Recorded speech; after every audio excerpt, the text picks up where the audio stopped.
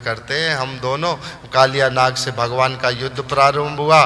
पांचों फनों से जितने फन थे कालिया नाग उसके ऊपर भगवान के ऊपर प्रहार करने लगा विषों से, और सारे विष भगवान को लगते जाएं, पर परब्रह्म भगवान को तो क्या फर्क पड़ता है। थोड़ी देर भगवान ने युद्ध किया, नाग फांस में कालिया ने बांध लिया, भगवान ने थोड़ा आनंद लिया, फिर नाग को खोला और फिर ऊपर ले जाकर कालिया को यमुना जी के तट पर ऊपर ले गए और उसके फनों पर चढ़कर नृत्य करने लगे भगवान। अब नृत्य करते हुए जब नृत्य करें तो कालिया की सारी शक्ति समाप्त होने लगे। सारी उसकी शक्ति जब समाप्त हो गई, असहाय कालिया हो गया।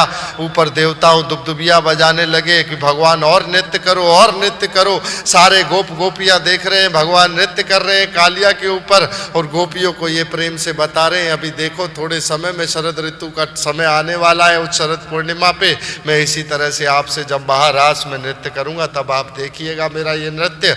और भगवान नृत्य करते हैं, कालिया का जो उद्धार होता है, कालिया डर के मारे, और फिर कालिया जब हार कर कालिया हाथ जोड़कर भगवान से कहता है मुझे क्षमा करो, मैं समझ गया आप कोई सामान्य पुरुष नहीं है, परंतु मैं क्या करूं, ये विष भी मुझे आप ही ने दिया है तो, और मैं यहाँ रहने के लिए ही आया हूं, तो आप मुझे कृपा कर कर यहाँ रहने की आज्ञा तो दीजिए। भगवान कहते हैं अब यहाँ कोई आज्ञा नहीं है, यहाँ तू विष फैलाता है, यहाँ से चला जा।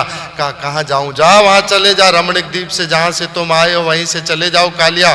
कालिया यहाँ से जाने के लिए फिर कालिया नाग यहाँ से चला गया, और फिर कालिया नाग से भगवान पहले तो कालिया से कहते हैं भगवान से कि मैं वहाँ नहीं जा सकता भगवान, रमणीक द्वीप में वहाँ गरुड़ मुझे खा जाएंगे, गरुड़ मुझे मार डालेंगे।